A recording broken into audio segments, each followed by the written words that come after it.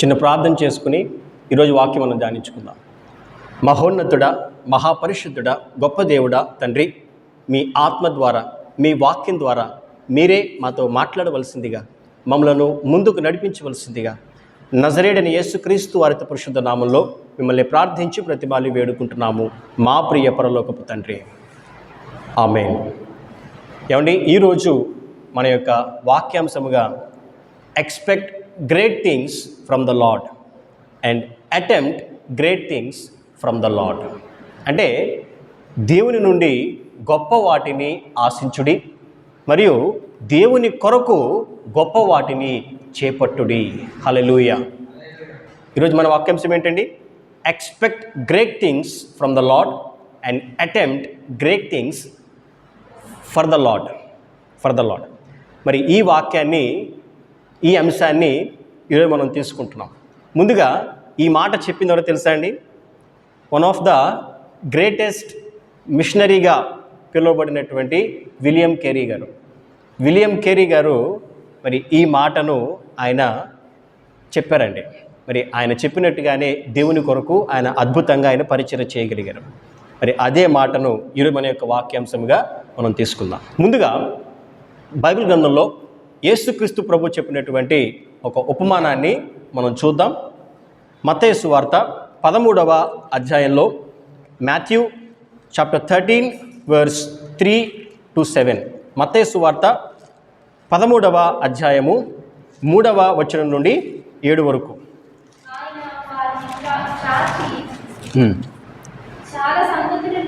ఆయన వారిని చూచి చాలా సంగతులను ఉపమాన రీతిగా చెప్పాను. ఎట్లనగా, ఇదిగో విత్తువాడు విత్తుటకు బయలు వెళ్ళెను.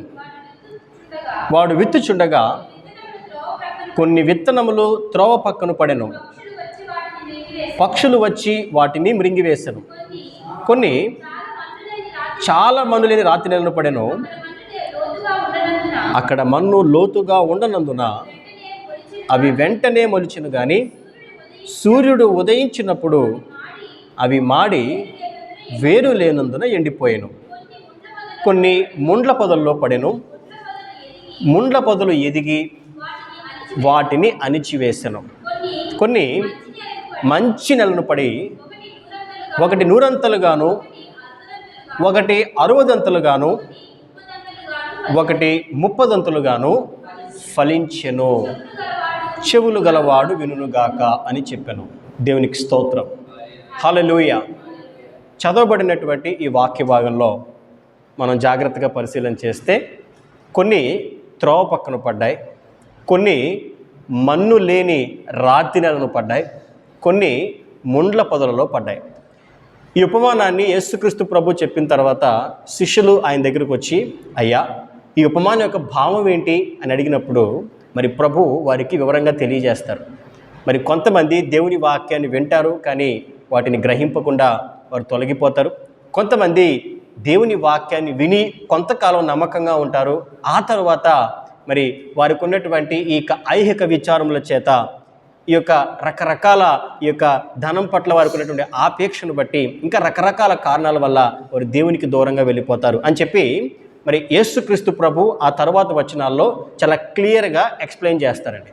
ఓకే, కొంతసేపు ఈ త్రోవ పక్కన పడ్డటువంటి ఆ యొక్క విత్తనాల గురించి కానీ, లేకపోతే ఆ యొక్క మనులేని రాతిని గురించి కానీ, ముండ్ల పొదలను కానీ పక్కన పెడదామండి.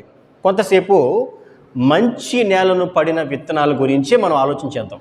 ఏంటండి? మంచి నేలను పడిన విత్తనాలు. ఈ మంచి నేలను పడిన విత్తనాలు ఎవరిని సూచిస్తున్నాయి అని అంటే, మంచి హృదయంతో దేవుని వాక్యాన్ని విని అంగీకరించి అట్టి విధంగా వారి జీవితాలను మార్చుకొని జీవిస్తున్నటువంటి విశ్వాసాన్ని సూచిస్తున్నాయి కదండి. ఓకే, కానీ మనం జాగ్రత్తగా పరిశీలన చేస్తే మంచి నేలన పడిన విత్తనాలు కూడా, అంటే అన్ని విత్తనాలు 100 ఫలిస్తున్నాయా? ఏమండి, అన్ని విత్తనాలు 100 ఫలిస్తున్నాయా? లేదు. కొన్ని 30 ఫలిస్తున్నాయి, కొన్ని 60 ఫలిస్తున్నాయి, మరికొన్ని మాత్రమే 100 ఫలిస్తున్నాయి. ఈరోజు వాక్యం వింటున్న ప్రతి ఒక్కరూ మరి జాగ్రత్తగా వినాలండి. మనం త్రోవ పక్కన ఉన్నటువంటి వంటి వారము కాకపోవచ్చు, మన్ను లేని రాతి వంటి వారము కాకపోవచ్చు, ముండ్ల పొదలు వంటి వారము కాకపోవచ్చు, మంచి నేల పడిన విత్తనం వంటి వారమే. కానీ ఇక్కడ మంచి నేలను పడిన విత్తనం కూడా నూరంతలుగా ఫలించట్లేదు. కారణం ఏమై ఉంటుందంటారు? ఏమండి, ఎవరన్నా చెప్తారా? నూరంతలుగా ఎందుకు ఫలించట్లేదు? ఎందుకంటే అది మంచి నేలన పడుతుంది, కానీ స్టిల్ అది నూరంతలుగా ఫలించట్లేదు. ఇక్కడే దేవుని వాక్యాన్ని మంచి హృదయంతో, సహృదయంతో విని అంగీకరించినప్పటికీ వారి జీవితాల్లో పరిపూర్ణమైన విశ్వాసం లేకపోవడం, విశ్వాసంలో లేమి, నమ్మికలో లేమి, దేవుని వాక్యంతో అంటు కట్టబడిన స్థితిలో లేమి, ఇలా మరి కొన్ని కారణాల వల్ల, ఆ బ్యాక్ స్టెప్స్ వల్ల వారి యొక్క జీవితంలో వారి పరిపూర్ణమైన ఫలాన్ని వారు పొందలేకపోతున్నారు. వారి ఫలం కేవలం 30 మాత్రమే ఉంటుందండి. వారి ఫలం కేవలం 60 మాత్రమే ఉంటుంది. 100 ఫలితాన్ని వారు పొందలేకపోతున్నారు. దానికి కారణం వారి జీవితాల్లో వారు దేవుని నుండి గొప్ప వాటిని ఆశించట్లేదు, దేవుని కొరకు గొప్ప వాటిని చేపట్టట్లేదు. అవునండి, మన దేవుడు గొప్ప దేవుడు, ఆయన సర్వశక్తి గల దేవుడు. ఆయనకు అసాధ్యమైంది భూమి అందే కానీ, ఆకాశం అందే కానీ ఏదీ లేదు అని బైబిల్ చెప్తుంది. కానీ స్టిల్ దేవుని పట్ల విశ్వాసం ఉంచిన వారి హృదయాల్లో ఇంకా ఒక ఆందోళన, ఒక సందేహం, ఒక క్వశ్చన్ మార్క్. ఇది అవుతుందంటారా? దేవుడు గొప్పవాడేనండి, దేవుడు నిజంగా ఆయనకు అసాధ్యమైంది ఏదీ లేదు, కానీ ఇది దేవుడు చేస్తాడంటారా? ఇది దేవునిలో జరుగుతుందంటారా? ఈ కార్యం సఫలపరచబడుతుందంటారా అనే సందేహం, ఆందోళన, చింత, అవిశ్వాసం వారు పరిపూర్ణమైన ఫలాన్ని పొందలేకుండా చేస్తుంది. ఉదాహరణకి బైబిల్ గ్రంథంలో మనం జాగ్రత్తగా పరిశీలన చేస్తే, ఏమండి, ఎంతోమంది రాజులు ఉన్నారు, అవునా కాదా అండి? ఎంతోమంది రాజులు ఆ యొక్క ఇజ్రాయేలీలు కానీ, విడిపోయిన తర్వాత ఇజ్రాయేలీలు మరియు యొక్క యూదా రాజులు కానీ ఎంతోమంది రాజులు ఉన్నారండి. ఎంతమంది ఉన్నప్పటికీ కూడా రాజు అయిన దావీదు ఎంతో ప్రత్యేకం కదండి. మరి ఏ ఒక్కరిని దేవుడు బహుశా అంతలా ప్రేమించలేదేమో, ఏ ఒక్కరి గురించి దేవుడు ఇతడు నా హృదయానుసారుడు అని చెప్పలేదేమో. అలాంటి దావీదు జీవితంలో అతడు రాజు కాక మునుపు అతడు బాలుడిగా ఉండగానే మరి బాలుడైన దావీదు గురించి మనం ధ్యానించుకుందాం. Not after he became king, before he became king to Israel ఆయన ఏ రకంగా ఉండేవాడు? ఉదాహరణకి ఒక సంఘటన మనం చూస్తే, ముందుగా దావీదు యెషయి కుమారుల్లో ఒకడు. యెషయికి పుట్టినటువంటి 8 కుమారుల్లో ఆఖరివాడు దావీదు. ఈ దావీదు ఏం చేసేవాడు అంటే గొర్రెలు కాచుకునేవాడు. గొర్రెలు కాచుకుంటూ ఆ విధంగా తన యొక్క జీవనాన్ని కొనసాగిస్తూ ఉన్నాడు. మరి తండ్రికి లోబడి జీవిస్తున్నటువంటి కుమారుడు. అయినప్పటికీ తన ఇంట్లో దావీదుకు పెద్ద ప్రత్యేకమైన స్థానం లేదు, అంత ఇంపార్టెన్స్ లేనటువంటి స్థితిలో దావీదు తన యొక్క ఇంటిలో ఉన్నాడండి. ఎందుకు ఈ మాట చెప్తున్నానంటే, ప్రవక్త అయినటువంటి సమూయేలు యెషయి దగ్గరికి వెళ్ళి యెషయి కుమారుల్లో ఒకరిని ఇజ్రాయేలీలకు రాజుగా అభిషేకం చేయడానికి వెళ్ళినప్పుడు ఆ యొక్క యెషయి తన పెద్ద కుమారుణ్ణి, 2వ కుమారుణ్ణి, 3వ కుమారుణ్ణి తీసుకొచ్చాడు తప్ప మరి ఆఖరి కుమారుడైనటువంటి దావీదు వరకు రాలేదు. సమూయేలు అడుగుతాడు, ఇంకా ఎవరన్నా మీకు కుమారులు ఉన్నారా అంటే, ఉన్నాడండి ఒక కరసాడివాడు, ఎక్కడో గొర్రెలు కాచుకుంటూ ఉంటాడని చెప్పి. అంటే అంత ప్రత్యేకమైన స్థానం, అంత ఇంపార్టెన్స్ అనేది దావీదుకు లేదు. మరి అలాంటి దావీదు జీవితంలో ఏం జరిగిందంటే, ఒకానొక సందర్భంలో ఇజ్రాయేలీలకి ఫిలిస్తీన్లకి మధ్య ఒక బలమైన యుద్ధం జరుగుతుందండి. వారి ఇరువురు కూడా చాలా బలంగా ఆ యొక్క యుద్ధంలో వాళ్ళు పాల్గొంటున్నారు. ఆ యుద్ధం జరుగుతున్నటువంటి సమయంలో ఫిలిస్తీయుల బలాఢ్యుడు, సూర్యుడైనటువంటి గొలియాతు అనే వ్యక్తి ముందుకొచ్చి ఇజ్రాయేలుని సవాలు విసురుతున్నాడు. మీలో నుండి ఒకరు నాతో ఫైట్ చేయండి, నాతో పోరాడండి, నన్ను గెలవండి, అప్పుడు మేమందరము కూడా ఓటమిని అంగీకరిస్తాము అన్నట్టుగా కొన్ని ఛాలెంజెస్ని ఇజ్రాయేలులకి విసురుతూ ఉన్నాడండి. ఆ ఛాలెంజ్ని ఎవరు యాక్సెప్ట్ చేయలేకపోతున్నారు. గొలియాతు యొక్క పొడుగు, ఆయన బలము, ఇంకా అతని యొక్క ఫిజికల్ స్ట్రక్చర్ చూసి ఏ ఒక్కరూ కూడా గొలియాతుకు ముందుకు వెళ్ళి పోరాడడానికి ఎవరూ ప్రయత్నం చేయలేకపోతున్నారు. ఆ ధైర్యం ఎవరూ చేయలేకపోతున్నారండి. గొలియాతు రావడం, ఛాలెంజ్ విసరడం, ఇజ్రాయేలు మాత్రం అక్కడి నుంచి వెనక్కి తగ్గడం. ఇలాగే జరుగుతూ ఉందండి. ఇలా జరుగుతున్నటువంటి క్రమంలో ఈ యొక్క యెషయి తన కుమారుడైనటువంటి దావీదుని పిలిచి, అయ్యా నీవు నీ అన్నల క్షేమాన్ని తెలుసుకుని రా అని చెప్పి దావీదును పంపిస్తాడు. ఎప్పుడైతే దావీదు యుద్ధం జరుగుతున్నటువంటి ఆ స్థలానికి వెళ్తాడో ఇదంతా గమనిస్తాడు. గొలియాతు రావడం, ఇలాగ సవాలు విసరడం, దాన్ని ఎవరు కూడా ఇక ఇజ్రాయేలీలు ఎవరు కూడా వాటిని అంగీకరించి వానితో పోరాడడానికి ముందుకు వెళ్ళకపోవడం, ఇవన్నీ కూడా చూస్తూ ఉంటాడండి. ఇది చూసినటువంటి దావీదు హృదయంలో ఒకలాంటి రోషం పుడుతుంది. ఏంటి, ఈ సున్నతి లేనివాడా, వీడా దేవుని ప్రజలతోనూ సవాలు చూస్తాడని చెప్పి దావీదుకి రోషం పడుతుంది. ఆ వాక్యం మనం చదువుకుందాం. 1 సమూయేలు గ్రంథం 17వ అధ్యాయము, 1 సమూయేల్ చాప్టర్ 17 వర్స్ 26. ఆ వాక్యం చదువుకుందామండి.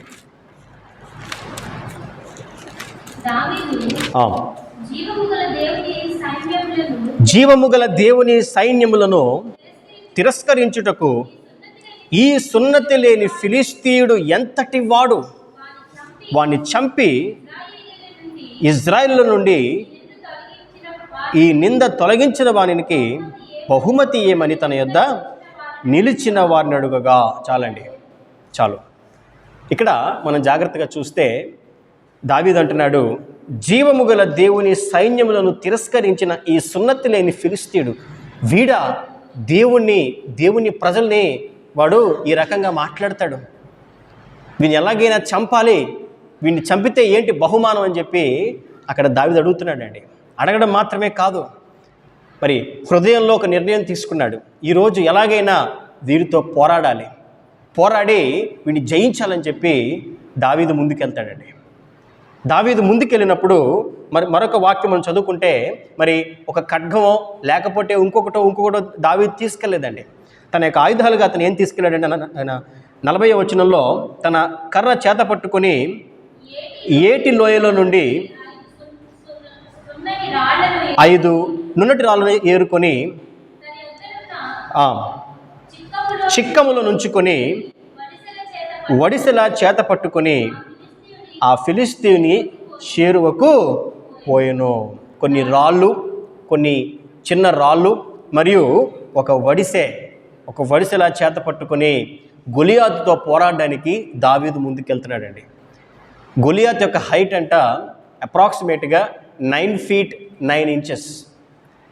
దావీదు హైట్ ఎంత అంటే సుమారుగా కొంతమంది చెప్తుంది ఏంటంటే 4 feet 8 inches, సుమారుగా 4 అడుగుల 8 అంగుళాలు 10 అంగుళాలు అండి దావీదు యొక్క హైట్ అప్పుడు. ఎందుకంటే దావీదు అప్పుడు బాలుడుగా ఉన్నాడు. కానీ గొలియాత్ యొక్క హైట్ ఎంత అనంటే 9 feet 9 inches. అతని యొక్క ఫిజికల్ స్ట్రక్చర్ కానీ, ఆ యొక్క బాడీ కానీ, ఆ యొక్క బలం కానీ మరి ఎక్కడా కూడా దావీదుకు గొలియాతుకు అసలు మ్యాచ్ అనేది లేదండి. కానీ ఒక్కటే నమ్మకం, దేవునిపై అతడు విశ్వాసం ఉంచాడు.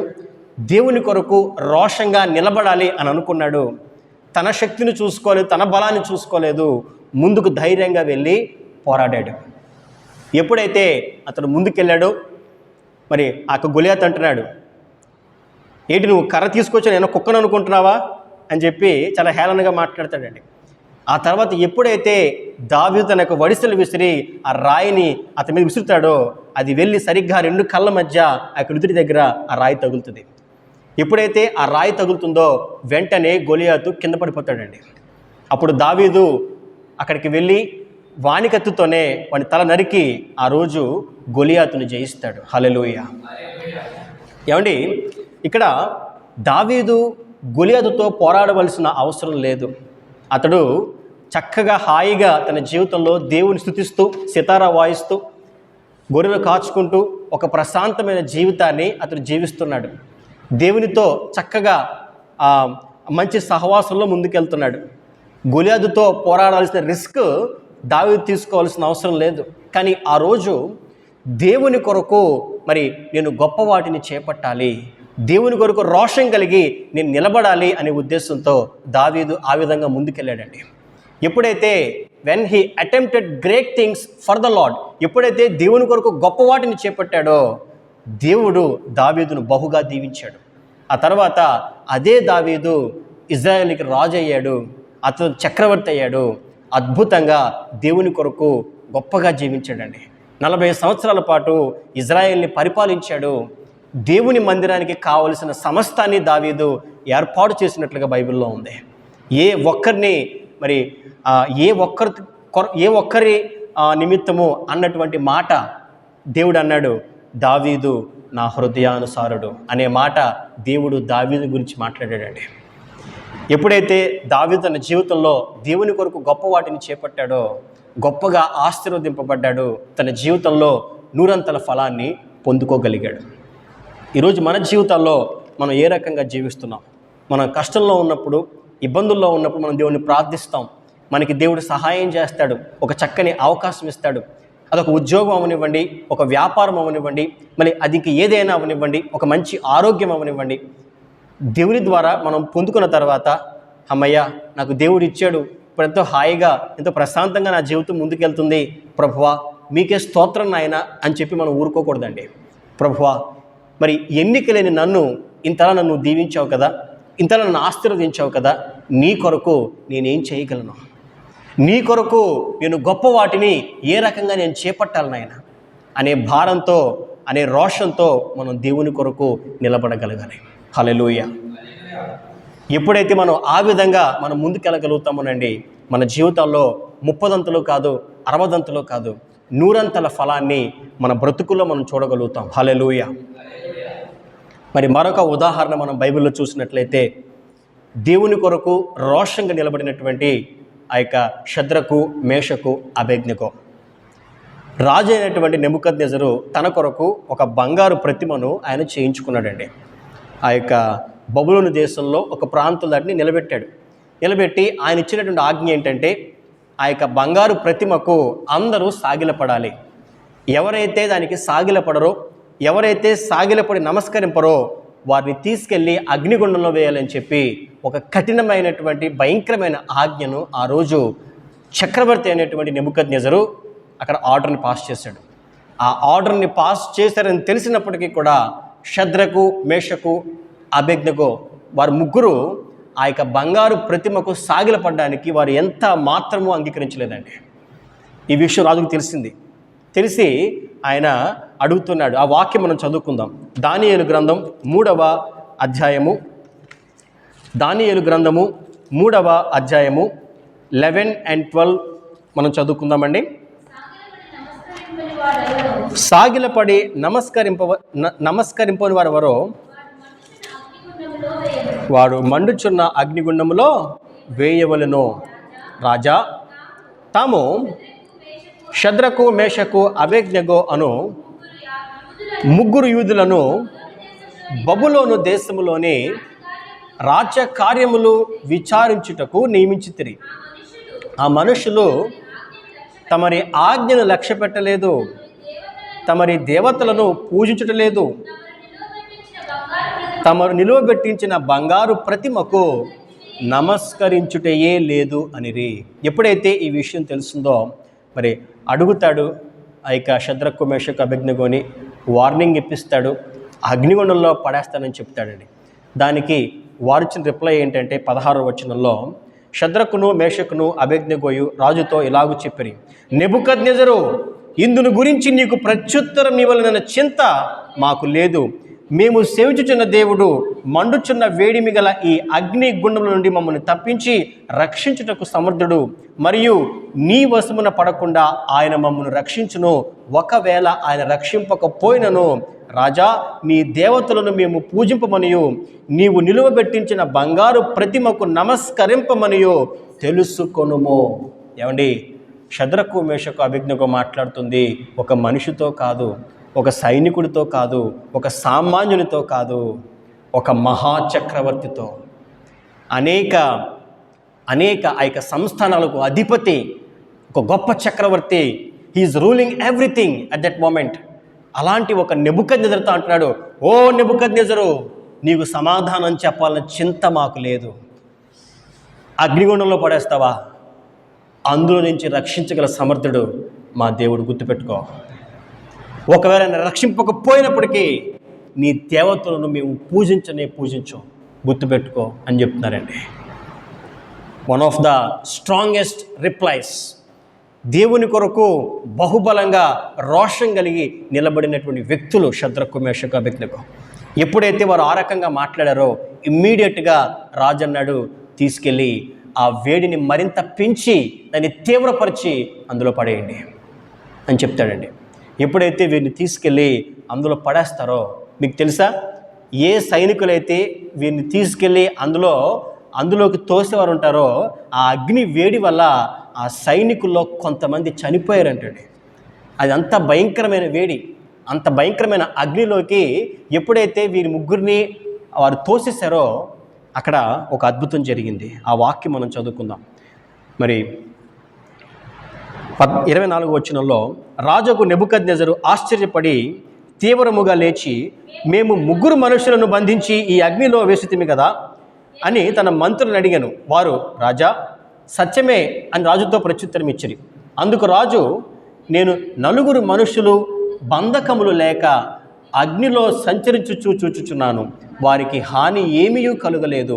4వ వాని రూపము దేవతల రూపమును బోలినదని వారికి ప్రత్యుత్తరం ఇచ్చాను. ఎప్పుడైతే 3 అందులోకి తోసారో ఒక 4వ వ్యక్తి వారికి కనిపిస్తున్నారు. ఆ వ్యక్తి ఎలా ఉన్నారు అంటే దేవతల రూపమును పోలినటువంటి ఒక వ్యక్తిగా కనిపిస్తాడండి. ఎప్పుడైతే షద్రకు మేషకు అబేద్నెగో వారి జీవితాల్లో దేవుని కొరకు గొప్ప వాటిని చేపట్టారో, when they attempted great things for the Lord, దేవుని యొద్ద నుండి వారు గొప్ప వాటిని వారు చూడగలిగారండి. వారిని కాపాడడానికి ఆయనే వచ్చాడు, వారి బంధకాలు విప్పేశాడు. ఎప్పుడైతే వారిని బయటికి తీసుకొచ్చారో వారు స్మెల్ చూస్తున్నారు, ఏమైనా కాలిందా, అసలు జుట్టు ఏమైనా కాలిందా, వస్త్రాలు ఏమైనా కాలి అని అంటే కొంచెం కూడా కాలేదండి.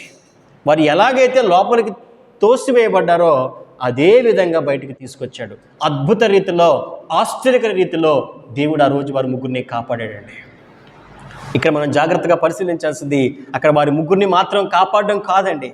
ఎప్పుడైతే వారు ఈ విధంగా కాపాడబడ్డారో రాజైన నెబుకద్నెజరుకి ఆ రోజు దేవుని యొక్క మహిమ, దేవుని యొక్క శక్తిని గురించి అర్థమైందండి. ఆయన ఒక ప్రకటన చేస్తాడు. ఆ వాక్యం మనం చదువుకుందాం. అదే అధ్యాయము 28, 29, 30 అండి. నెబుకద్నెజరు షద్రకు మేషకు అబేద్నెగో వీరి దేవుడు పూజార్హుడు. ఆయన తన దూత నంపి తన ఆశ్రయించిన దాసులను రక్షించను. వారు తమ దేవుణ్ణి గాక మరి ఏ దేవునికి నమస్కరింపకయో ఏ దేవుణ్ణి సేవింపకయో ఉందమని తమ దేహములను అప్పగించి రాజు యొక్క ఆజ్ఞను వ్యర్థపరిచిరి. కాగా నేనొక శాసనము నియమించుచున్నాను, ఏదనగా ఇవ్విధముగా రక్షించుటకు సమర్థుడకు దేవుడు గాక మరి ఏ దేవుడును లేడు. కాగా రాష్ట్రములో కానీ ఏ భాష మాటలాడు వారిలో కానీ షద్రకు మేషకు అబేద్నెగో అనువారి దేవుడి ఎవడు దూషించునో వాడు తుత్తునీలుగా చేయబడును, వాని ఇల్లు ఎప్పుడును పెంట కుప్పగా ఉండనెను. వారిని బబులోను సంస్థానంలో హెచ్చించను. ఎప్పుడైతే వారు దేవుని కొరకు రోషంగా నిలబడ్డారో, ఎప్పుడైతే దేవుని మహిమార్థం మేము సాగిలపడమని చెప్పి అగ్నిగుండంలో దూకడానికి సైతం వారు సిద్ధపడ్డారోనండి, రాజైన నెబుకద్నెజరు మనస్సు మారింది. దేవుని శక్తిని అర్థం చేసుకున్నాడు. ఒక శాసనం రిలీజ్ చేశాడు. మరి షద్రకు మేషకు అబేద్నెగో దేవుణ్ణి ఎవరైనా దూషించినట్లయితే, ఒక మాట మాట్లాడినట్లయితే వాళ్ళని తుత్తునీలుగా చేయండి. వాడి ఇల్లు నిరంతరమును అది పెంట కుప్పగా ఉండాలి. ఆయన గొప్ప దేవుడు, ఆయన తను నమ్మిన తన భక్తులను కాపాడే దేవుడు అని చెప్పి ఆ రోజు చక్రవర్తికి సైతం రుజువుపరిచినటువంటి గొప్ప విశ్వాసం షద్రకు మేషకు అబేద్నెగోది. ఈరోజు మన జీవితంలో మనం ఏ రకంగా జీవిస్తున్నాం? యాజ్ ఎ బిలీవర్, ఒక విశ్వాసిగా, ఒక క్రైస్తవునిగా, యేసుక్రీస్తును నమ్ముకునే వ్యక్తులంగా మనం దేవుని కొరకు రోషం కలిగి నిలబడగలుగుతున్నామా? మనం దేవునికి ప్రార్థన చేయొచ్చు, దేవుని వాక్యం చదవచ్చు, మరి ఇంకా మనం విశ్వాసంలో ఇంకా ఏదో ఇంకొకటో ఉపవాసమో మనం చేస్తున్నాం, ఓకే. బట్ ఇవన్నీ ఓకేనండి. మరి మరొక మెట్టు దేవుని కొరకు రోషం కలిగి నిలబడగలిగే విశ్వాసం మన జీవితంలో ఉందా? దేవుని కొరకు గొప్ప వాటిని చేపట్టగలిగే నమ్మకం మన జీవితంలో ఉందా? దేవుని కార్యం కొరకు ఓపికగా ఎదురు చూడగలిగే సహనం మన బ్రతుకుల్లో ఉందా? ఎందుకంటే ఇప్పటి పరిస్థితులు కొంతమంది విశ్వాసులు వారి జీవితాల్లో వారి విశ్వాసాన్ని చిన్న చిన్న వాటి కోసం వాళ్ళు అమ్ముకుంటున్నారండి. వారి సాక్ష్యాన్ని చిన్న చిన్న వాటి కోసం తాకట్టు పెడుతున్నారు. చిన్న లాభం వస్తుంది అనుకుంటే ఏం చేయడానికైనా దిగజారిపోయే స్థితిలో కొంతమంది విశ్వాసులు ఈరోజు ఈ సమాజంలో ఉన్నారండి. వారితోనే దేవుడు మాట్లాడుతున్నాడు. నీ విశ్వాసం పరిపూర్ణం కావాలి. నీ నీ నీ హృదయం మంచి నేల అయి ఉండొచ్చు, నువ్వు వాక్యం చక్కగా తీసుకుని ఉండొచ్చు, కానీ ఆ మంచి నేలలో పడినటువంటి ఆ విత్తనం నూరంతలుగా ఫలించాలి అని అంటే నీ హృదయంలో పరిపూర్ణమైన స్థానాన్ని నువ్వు దేవునికి ఇవ్వగలగాలి. పరిపూర్ణంగా దేవుని నమ్మగలగాలి. దేవుని వరకు గొప్ప వాటిని చేపట్టగలగాలి. దేవుని నుండి గొప్ప వాటిని నువ్వు ఆశించగలగాలి. అట్టి సహనము, అట్టి విశ్వాసము, అట్టి నమ్మకము, అట్టి విధేయత మనకి దేవుడు అనుగ్రహించునుగాక. నూరంతలుగా మనల్ని దేవుడు దీవించి ఫలింపజేసి ఆశీర్వదించునుగాక. ఆమేన్. ప్రార్థన చేసుకుందామండి. మహోన్నతుడా, మహాపరిశుద్ధుడా, గొప్ప దేవుడా తండ్రి, విత్తబడినటువంటి ఈ వాక్యం మా హృదయాల్లో నాటబడి ఫలింపజేయుటకు సహాయం అనుగ్రహించండి తండ్రి. మీరు వాక్యంలో సెలవిచ్చినట్లుగా మంచి నేలలో పడిన విత్తనాల్లో కూడా మరి కొన్ని 30 కొన్ని 60 కొన్ని 100 ఫలిస్తున్నాయి నాయన. మరి ఆ ఫలంలో వ్యత్యాసం ఉంది ప్రభువా. అది ఆ విశ్వాస యొక్క నమ్మకాన్ని బట్టి, ఆ యొక్క విశ్వాస పరిమాణాన్ని బట్టి ఆ యొక్క ఫలం మారుతుంది నాయన. తండ్రి, ఈరోజు మేము పరిపూర్ణమైన విశ్వాసం చూపలేకపోతున్నామేమో నాయన. ఆ యొక్క పరిపూర్ణమైన నమ్మకాన్ని మేము కనపరచలేకపోతున్నామేమో ప్రభువా. మీ కొరకు గొప్ప వాటిని మేము చేపట్టలేకపోతున్నామేమో. ఇంకా కొంత అపనమ్మిక, కొంత అవిశ్వాసం మా హృదయాల్లో ఉందేమో తండ్రి. మాతో మాట్లాడండి నాయన. తండ్రి, మమ్మల్ని బలపరచండి ప్రభువా. మీ కృప, మీ ప్రేమ మా యెడల నిండుగా మీరే కుమ్మరించవలసిందిగా తండ్రి, మమ్మల్ని బలపరచవలసిందిగా, నూరంతల ఫలాన్ని పొందుకోగలిగేటువంటి విశ్వాసాన్ని మాకు అనుగ్రహించవలసిందిగా తండ్రి. మరి ఆన్లైన్ ద్వారా వాక్యం ఉంటున్నవారు కానీ, మరి ఆఫ్లైన్ ద్వారా వాక్యం ఉంటున్నవారు ప్రతి ఒక్కరితో మీరు మాట్లాడవలసిందిగా తండ్రి. ప్రతి ఒక్కరిని మీరే బలపరచవలసిందిగా నాయన. నజరేయుడైన యేసుక్రీస్తు వారి పరిశుద్ధ నామంలో మిమ్మల్ని ప్రార్థించి బ్రతిమాలి వేడుకుంటున్నాము మా ప్రియ పరలోకపు తండ్రి. ఆమేన్, ఆమేన్, ఆమేన్. అందరికీ వందనాలండి.